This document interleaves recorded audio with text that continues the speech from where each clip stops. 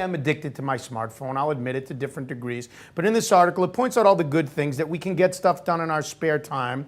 But that also that now, and that people can work from home and work mobile anywhere, anytime.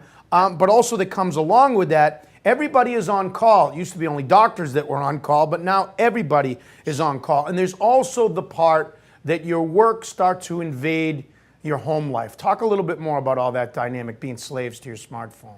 Yeah. So, I mean, the smartphone has wonderful benefits. My whole point is, can we reap the benefits, but also manage these unintended negative consequences that now we're expected to be on anytime, anywhere that people can find us. And a lot of that has to do with our own interactions and expectations, even internal to our organizations. And that's where there's tremendous opportunity for us to really begin to rethink this behavior. Before we get to more of the business end of it, let me ask you about, you bring up a smartphone addict. What is a smartphone addict?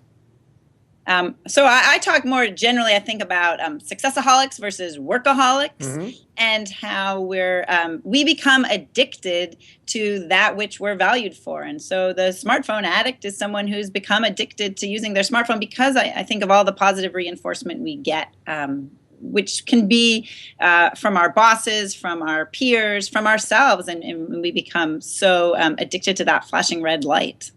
And you bring up in your book, when you talk about a smartphone addict and being addicted, the questions of what are we actually addicted to? And I think you raise a very interesting point that I fully agree with, that we're addicted to success. We're addicted to recognition, not necessarily the work itself, correct? Yeah. I mean, I think that's what I discovered. A lot of people said, I don't want to turn off. Why would we want to do this? I love my work. I want to always be connected. I want to be able to check in at those moments. And yet what we found is if you actually are rewarded for not doing those things, as opposed to, in some sense, implicitly being rewarded for it, people change their behavior and they actually feel better about working in these other ways where they do turn off.